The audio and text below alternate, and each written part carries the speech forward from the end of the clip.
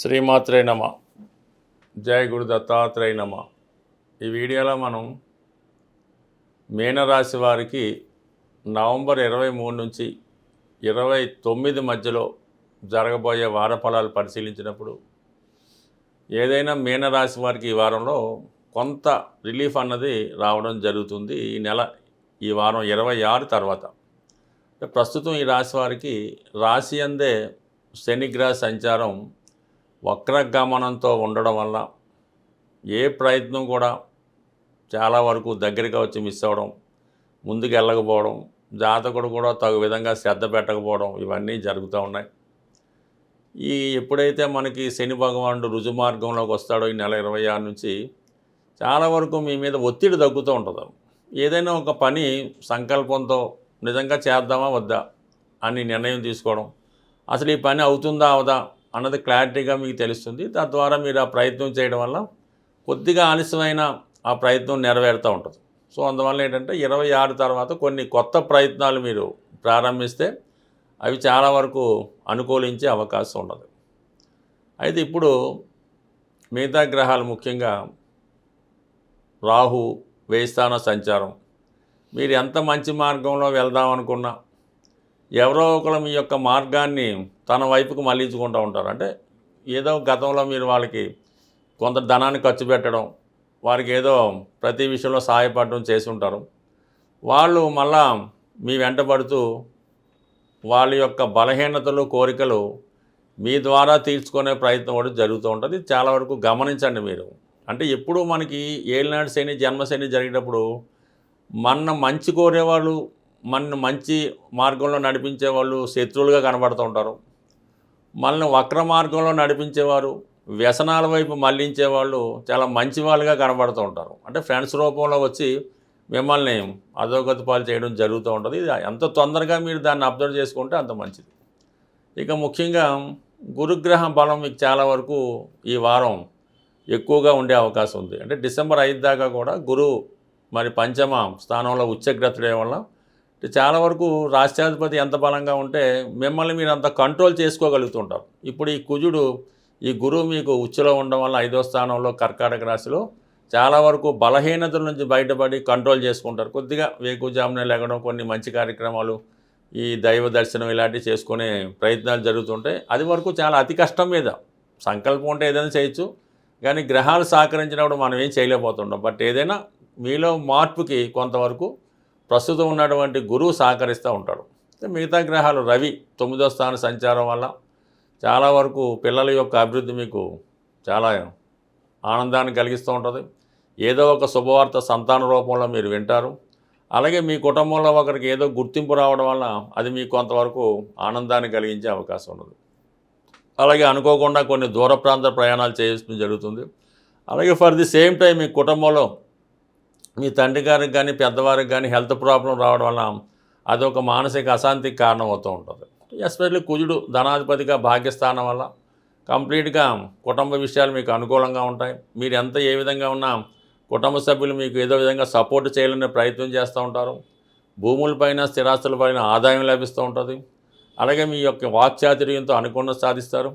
అలాగే మీరు ఒక పండితుడిగా ఉన్నా, ఒక స్కూల్ టీచర్గా ఉన్నా, ఒక అడ్వకేట్గా ఉన్న కంప్లీట్గా మంచి ప్రావీణ్యం మీకు రావడం జరుగుతూ ఉంటుంది. అనుకోకుండా ఏదన్నా ఒక మంచి విదేశీ ఆఫర్ లాంటిది కూడా ఈ సమయంలో వచ్చే అవకాశం అయితే ఉన్నది. దాంతోపాటుగా ఈ బుధగ్రహం, ఈ రవి బుధులు, ఈ బుధాదిత్య యోగ ప్రభావం వల్ల విద్యార్థులు కొంత ఆలోచన శక్తి పెరుగుతూ ఉంటుంది, జ్ఞాపక శక్తి పెరుగుతూ ఉంటుంది. వాళ్ళు కూడా ఒక విధంగా పోటీతత్వం ఏర్పడి ఏదో విధంగా మనం దీని నుంచి బయటపడాలన్న ఉద్దేశంతో వాళ్ళు కూడా బాగా కష్టపడే ప్రయత్నం చేస్తూ ఉంటారు. ప్రస్తుతం అష్టమ స్థానంలో శుక్రుడు స్వక్షేత్రగతుడు వల్ల స్త్రీల వల్ల కొన్ని అవమానాలు జరుగుతూ ఉంటాయి.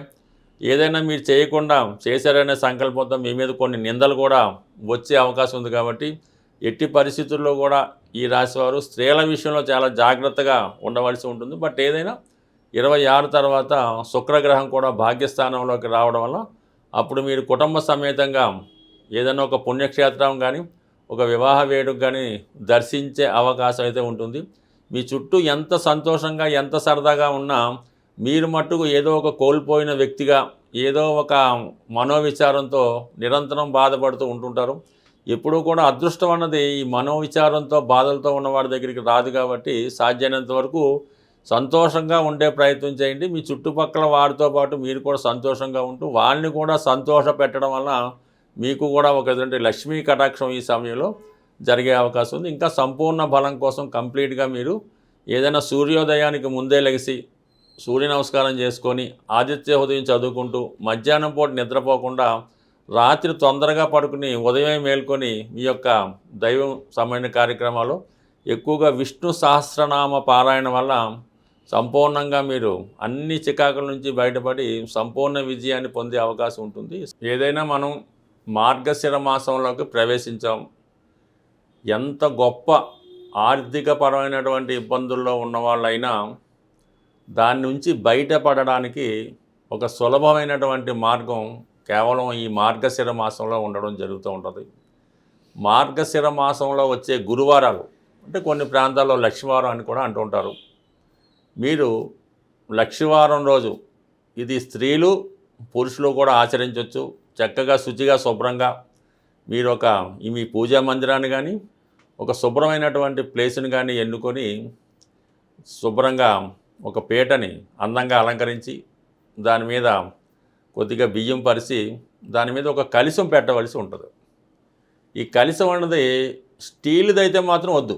మీరు ఏదైనా మట్టిదన్నా పెట్టుకోండి, ఇత్తడిదన్నా పెట్టుకోండి, వెండిదన్నా పెట్టుకోండి, కానీ స్టీల్ పాత్ర కాకుండా ఒక మంచి పాత్ర అంటే కలశం లాంటిది పెట్టుకొని అందులో శుభ్రమైనటువంటి వాటర్ గంగాజలం లేదంటే మినరల్ వాటర్ పోసి అందులో కొద్దిగా పసుపు వేసి ఒక పగడం, ఒక ముత్యం, ఒక వెండి నాణ్యం, ఒక బంగారు నాణ్యం కానీ వస్తువు కానీ ఉంగరం కానీ ఏదో ఒకటి, అలాగే ఏదో కాపర్ కాయిన్ అంటే మొత్తం 5 రకాలు అందులో వేయవలసి ఉంటుంది. ఇవి 5 కూడా అందులో వేసి అలాగే 5 రకాలు ఫలాన్నిచ్చే ఆకులు అంటే మామిడాకు, సీతాఫలం ఆకు ఇటువంటివి 5 అందులో కలశంలో వేసి దానిపైన ఒక మంచి కొబ్బరికాయ, మంచి మొదటిది కొబ్బరికాయను కూడా బాగా అలంకరించి కొబ్బరికాయ పెట్టి అది అమ్మవారి రూపంగా మీరు దాన్ని అనుకొని లక్ష్మీ స్తోత్రాన్ని అంటే లక్ష్మీ అష్టోత్తరం అంటే విష్ణు సహస్రనామంతో కలిసి ఉంటుంది. ఆ లక్ష్మీ స్తోత్రాన్ని చదవడం వల్ల వీలైతే 3 సార్లు భక్తి శ్రద్ధలతో చదివి అమ్మవారికి పాయసం నైవేద్యం పెట్టవలసి ఉంటుంది. అంత ఓపిక లేనివారు చక్కగా ఒక ఎండి గ్లాసులో పాల్లో ఒక పంచదార కానీ బెల్లం మొక్క కానీ ఒక ఏలక్కాయ వేసి అది నైవేద్యంగా పెట్టి భక్తి శ్రద్ధలతో ఈ లక్ష్మీ అష్టోత్తర పారాయణ చేయవలసి ఉంటుంది. అయితే ఏంటంటే ఒక కండిషన్ ఏంటంటే మీరు లక్ష్మీ స్తోత్రాన్ని ఎన్నిసార్లు చదివినా విష్ణు సహస్రనామం చదవందే అమ్మవారి కటాక్షం అయితే ఉండదు. కొద్దిగా మీరు శ్రమ అనుకోకుండా భక్తి శ్రద్ధలతో ఈ 2 చదవడం వల్ల ఈ మార్గశిర మాసంలో వచ్చే గురువారాలు చేయడం వల్ల ఇప్పటి వరకు ఈ ప్రయోగం అంటే ఈ పూజ చేసి మేము ఫలితం పొందలేదు అన్నవాడు నాకు ఇప్పటిదాకా కనబడలేదు. ఇంచుమించుగా ప్రతి సంవత్సరం ఎన్నో మంది అంటే ఇంకా విధి విధానం చాలా ఉంటుంది. ఇది ఒక సింపుల్ మెథడ్. దీన్ని విధి విధానంగా ఆచరించడం వల్ల కంపల్సరీగా మీకు ఉన్నటువంటి ఆర్థిక పరమైనటువంటి సమస్యలు తగ్గుతాయి. చాలా శుచిగా ఉండవలసి ఉంటుంది అన్నమాట. ఇప్పుడు అమ్మవారికి ఎస్పెషల్లీ లక్ష్మీ అమ్మవారికి చాలా శుచిగా ఉండాలి. ఎటువంటి మైల అంటూ అటువంటి తగలకూడదు. దాని పక్కన చుట్టూ చెత్త చెదారం వేయకుండా పర్టికులర్గా కుదిరితేనే మీ ఇంట్లో ఈ ప్రయోగం అన్నది చేయవలసి ఉంటుంది. కొన్ని ఇళ్లలో కుదరకపోవచ్చు. అటువంటి వాళ్ళు ఏదైనా ఒక నిశ్చలమైనటువంటి ప్రదేశంలో ఏ గోశాలలోనో అలా చేసుకోవాలి తప్ప ఈ క్లమ్జీగా గత్తరగా ఉన్నటువంటి ఇళ్లలో చేయడం వల్ల అదృష్టానికి బదులు మరేదో వచ్చే అవకాశం ఉంది. కాబట్టి జాగ్రత్తగా చేసుకోండి. ఇవన్నీ చేయలేని వారు ఈ మాసం అంతా కూడా విష్ణు దేవాలయాన్ని సందర్శించడం వల్ల చాలా వరకు మీరు అనుకున్నది 100% జరిగే అవకాశం ఉంది. స్వస్తి.